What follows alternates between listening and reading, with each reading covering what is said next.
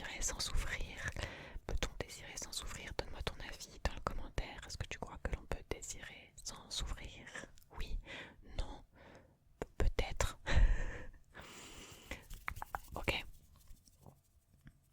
alors je vais vous lire ça. J'ai peur. Vraiment, j'ai peur. J'ai peur de ce que je vais lire. Ok, alors, c'est parti, c'est parti. C'est parti. Alors, je pense, donc je suis, est la preuve irréfutable de l'existence d'un être pensant.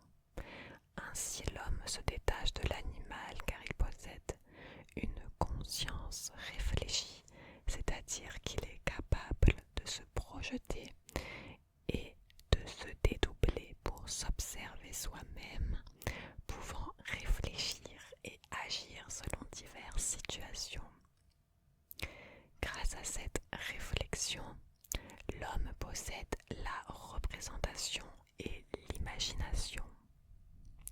Il est dans sa nature d'imaginer des choses, des objets et de se les représenter sous une forme agréable. Désirer s'étendre vers un objet qui est présenté comme une promesse de satisfaction et de plaisir. Là, elle m'a mis très bien, la prof. Le désir est alors la tendance biologique accompagnée de la conscience propre à la satisfaire. La question que l'on se pose est: peut-on vraiment désirer sans souffrir? La prof m'a écrit pourquoi. Souffrir renvoie à une idée de torture qui est source de malheur et de désespoir. Peut-on fait référence à est-il possible? Est-il possible de désirer sans éprouver une quelconque souffrance?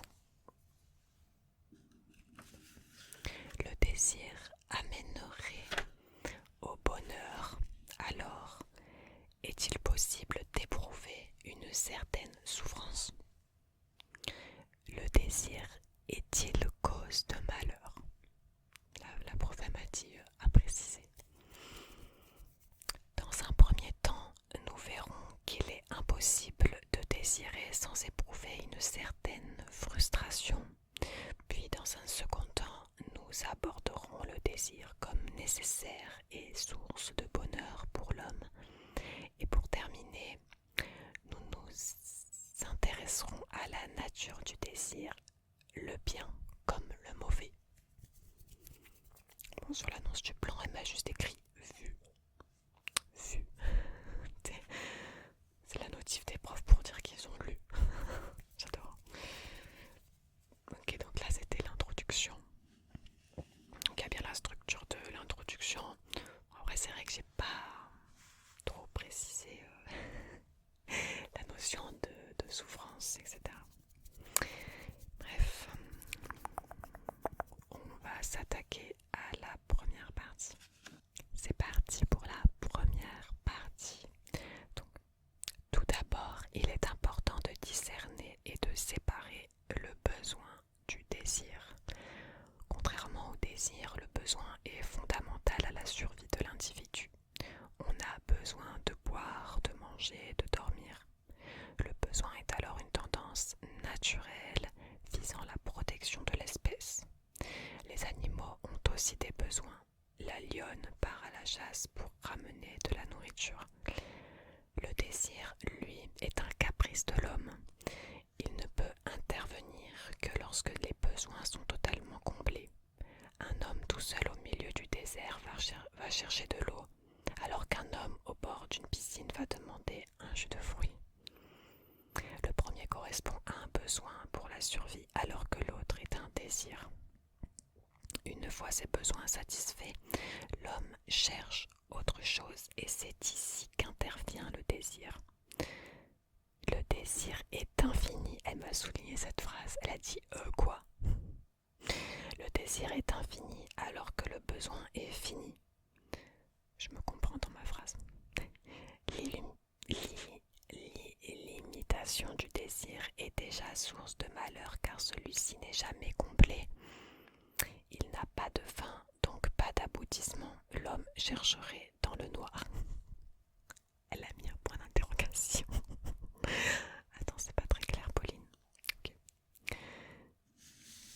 Je fais une pause parce que c'est la fin de ma première partie, Je vois dans chaque partie, je faisais trois sous-parties. Je continue. Schopenhauer va alors dire, ouvrez les guillemets, le désir est source de malheur pour l'homme, fermez les guillemets. Pour lui, désirer est source de souffrance et de déception. Le désir est toujours reconnu comme une déception une fois réalisé. En effet, de par sa capacité de représentation et d'imagination, l'homme idéalise un objet et le rend désirable. C'est le processus de cristallisation que décrit Stendhal. Si nous plongeons un bâton dans de l'eau salée, après quelques heures, lorsqu'on retire le bâton, de nombreux cristaux se sont formés. Le bâton est l'objet auquel on le rend désirable. Elle m'a écrit mal dit, je crois. Les cristaux, le bâton est l'objet auquel on le rend désirable, les cristaux. C'est pourquoi pour Schopenhauer, le désir est toujours déception, car ce que nous sommes imaginés prend fin à l'instant où l'on voit l'objet dans sa totale singularité. C'est ainsi que chaque désir est basé sur une frustration et une perpétuelle inquiétude. Ayant cette frustration, la réalisation du désir est toujours un échec, car même avant sa concrétisation, on pense déjà au désir suivant. Ainsi, une boucle infernale de déception s'enchaîne. Le seul moyen d'y échapper serait de faire abstraction de ce qui nous entoure, par exemple par la contemplation d'art ou par le détachement prôné par le bouddhisme. Le désir illimité, pour Schopenhauer, nous rendrait indéfiniment malheureux. À méditer peut-être. Je fais une pause. Fin de la deuxième sous-partie.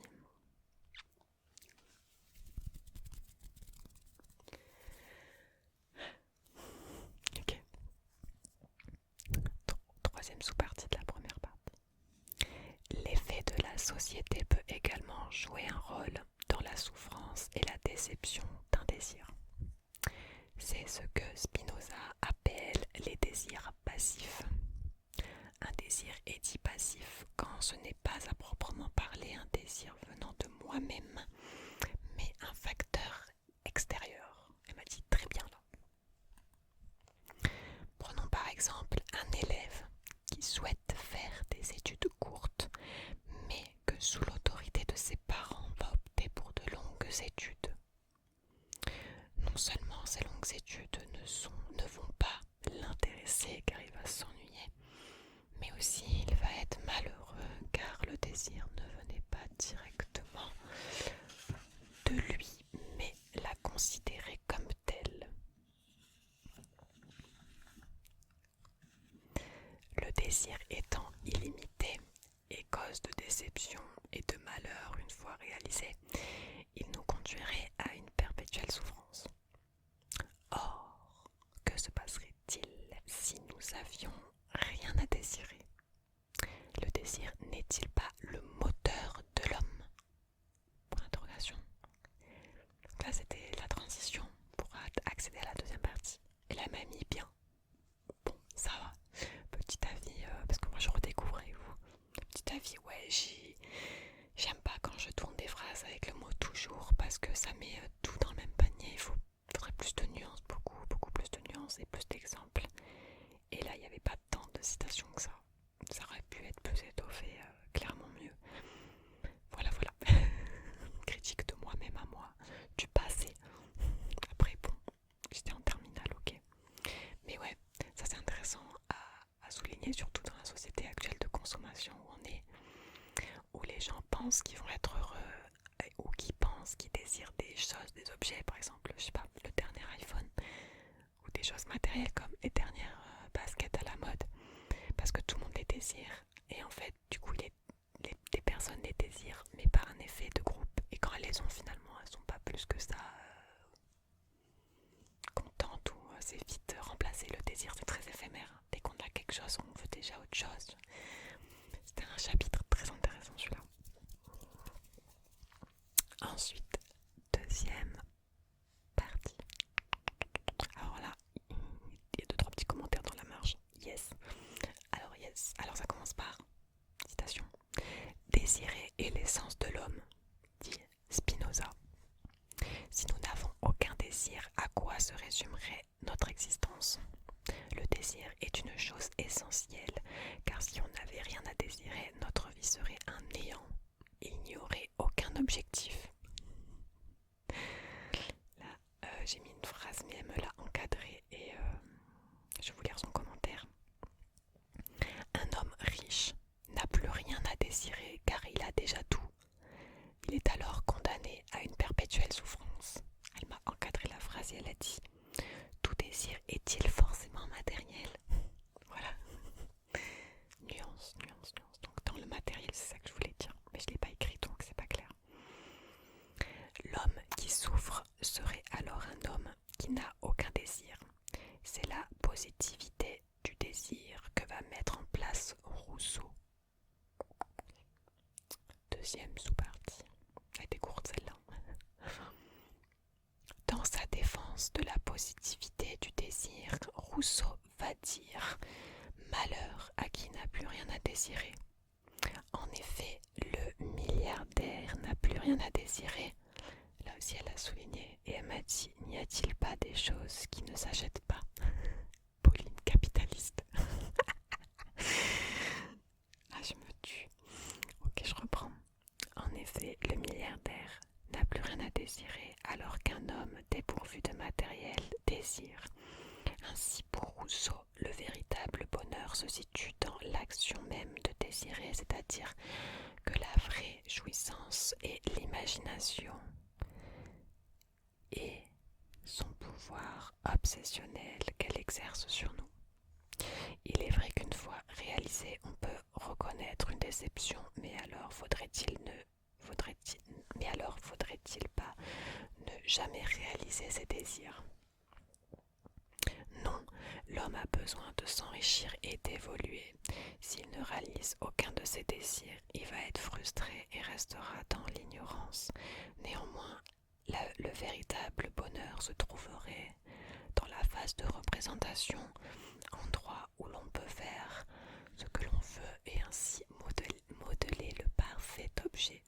C'est là que se trouve le plaisir. Là, elle m'a rien dit, donc bon. Bref, je continue sur la troisième sous-partie.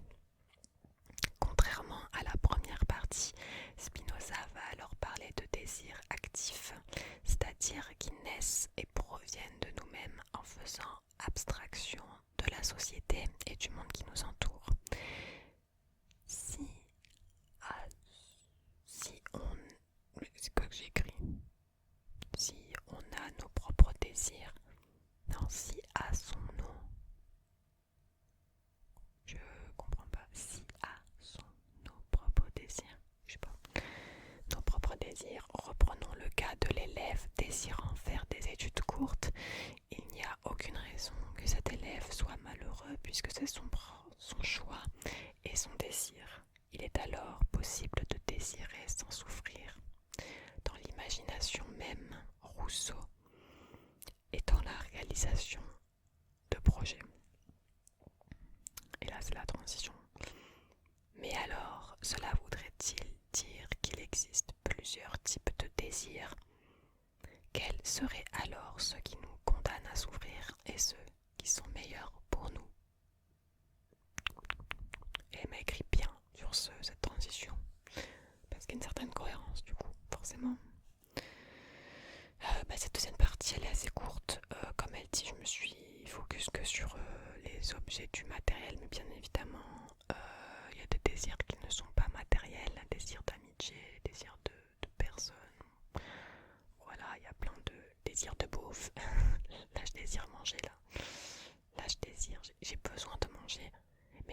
désir aller au resto. Voilà, clairement. Clairement un caprice. C'est un peu ce que j'ai dit au début, que les désirs c'était des caprices, mais on en a besoin pour vivre. Enfin bref. Du coup là la transition elle est bien, mais après la troisième partie je crois elle est pas ouf. Donc comme elle a dit dans son commentaire. Ok, troisième et dernière partie, j'ai hâte. Alors, selon un classement, on distingue différents types de désirs qui peuvent déterminer notre bonheur ou non. Par exemple, nous avons dit que l'élève choisissant les études courtes ne souffrirait quant à la réalisation de son désir. Or, Schopenhauer nous dit que chaque désir est déception. Pourquoi l'élève n'est pas déçu? Il s'agit d'un désir naturel et nécessaire. Les désirs naturels et nécessaires englobent le monde du travail, l'amour et le bonheur. Attention, le bonheur n'est pas objet de malheur et de souffrance. Emma a souligné la phrase. Et après, sur les 4 lignes, elle a mis un point d'interrogation. Donc là, c'est un peu un moment où je suis partie en vrille. Le bonheur n'est pas objet de malheur et de souffrance. On peut désirer d'être heureux. Et si cela se réalise, pouvons-nous dire que c'est une déception d'être heureux? Vous avez 4 heures. Non, moi j'ai compris. Ou alors, cela voudrait dire pour Schopenhauer que si nous sommes heureux, on souffre également. Il y a alors un paradoxe et alors la preuve de Schopenhauer ne serait pas vérifiée dans tous les cas. Moment de question. Quels sont alors les désirs sources de...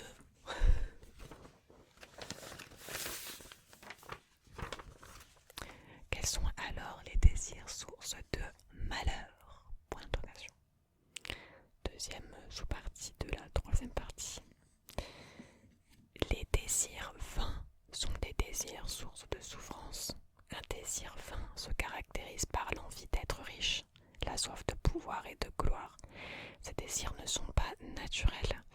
L'orgueil humain est la pire des choses dans la volonté d'être riche et célèbre.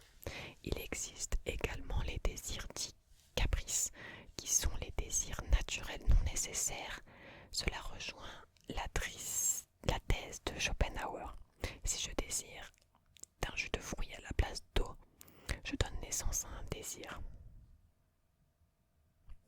naturel car j'ai soif, mais qui est non nécessaire, le jus de fruits à la place de l'eau. Ce désir va être amplifié si je pense fort à un jus de fruits dans ma tête, mais que le serveur me le sert pas frais ou avec des pulpes. À ce moment, je serai déçu. Désirer sans souffrir est difficile, mais possible. Fin de la troisième partie. Donc on voit très bien que dans cette troisième partie, il n'y a que 2 sous-parties. Du coup, c'est un peu faible. C'est faible en thèse, en argument. Il n'y a pas beaucoup de nouveaux exemples. Je reprends les exemples dans les premières parties pour faire un peu une conclusion synthèse. Et il ne faut pas trop faire ça, même si je rajoute des notions de désir nécessaire, naturel, non nécessaire, non naturel, et que j'interroge. En tout cas dans la première partie, même s'il y a une partie, il y a une phrase qui a été soulignée et qu'elle a mis des points d'interrogation, là je posais des questions qui quand même montraient qu'il y avait un paradoxe et une incohérence dans la thèse de Schopenhauer avec la question du bonheur, parce que tout le monde désire le bonheur, mais une fois que tu es dans ton bonheur, que tu es heureux, je vais pas dire que tu souffres parce que tu as désiré le bonheur et que Schopenhauer disait que désirer c'était souffrir. Enfin, en gros j'ai un peu posé ça en question et ça elle a pas mis un point d'interrogation, ça allait. Mais la deuxième partie elle est faible, c'est juste de reprendre les autres exemples. C'est pour ça qu'elle m'a un peu critiqué sur la troisième partie, je pense. Et enfin, conclusion, j'ai peur. Parce que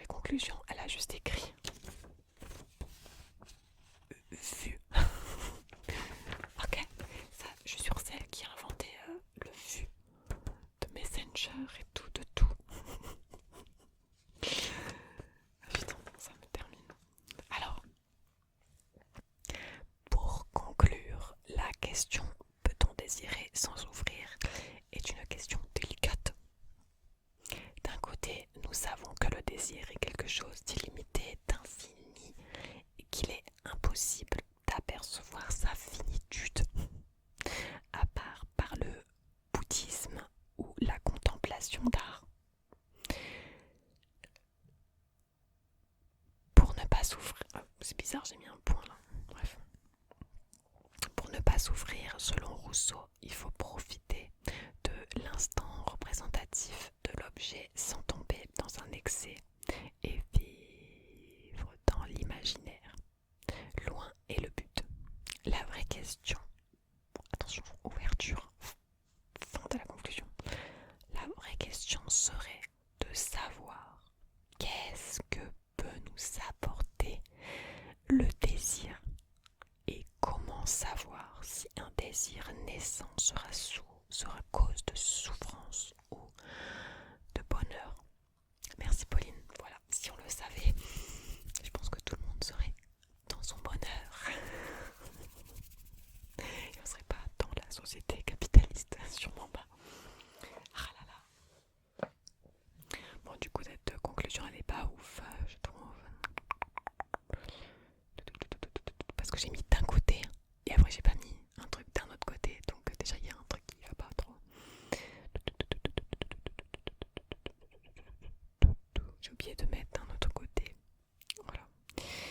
Mais ouais, la vraie question serait de savoir qu'est-ce que peut nous apporter le désir. Parce que là, la question c'était peut-on désirer sans souffrir? Mais du coup, qu'est-ce que peut nous apporter le désir? Et comment savoir si un désir naissant sera cause de souffrance ou de bonheur? Ben là, c'est délicat. Je pourrais même pas répondre comment on peut, mais c'est par l'expérience, ça sera assez chaud. Chaud. Je comprends pourquoi elle a mis vu et pas bien. Ah là là là là là là. En tout cas, ça va, il n'y a pas trop de fautes, hein, parce qu'elle corrige les fautes. Sur la page entière, j'ai fait une faute d'orthographe. Voilà, c'était mon bac blanc de philo en terminale sur le thème du désir. Donc c'est un thème qu'on aimait bien. Et honnêtement, je suis un peu déçue de ce que j'ai pu écrire parce que je sais qu'à l'époque, je savais beaucoup de choses sur ce chapitre. Et je pense que j'aurais écrit plus de choses si ça avait été dans l'année, parce que c'est le premier chapitre, un des premiers chapitres qu'on avait étudié. Après la conscience et l'inconscient, on avait fait le désir. Et ouais, j'ai tous les cours, mais je suis chaud de refaire des vidéos avec les cours et tout, que j'avais pris en note et tout. C'est grave intéressant. Ouais, dites-moi si cette vidéo vous a plu. Ce que vous pensez, vous, peut-on désirer sans souffrir? Moi, je crois que non, avec l'exemple du jus de fruits, genre, c'est pas un bon exemple ça. Genre, tu veux trop quelque chose, genre un coca frais, au lieu de l'eau, parce que t'as soif, donc déjà c'est un désir. Et là, tu vas dans un bar et on te sert un coca, c'est pas frais, y a pas de glaçon. Et genre là, t'es déçu, tu vois. Ben ça, c'est ça la souffrance, la déception de ton désir. Voilà. Des exemples simples, mais des exemples pertinents, compréhensifs.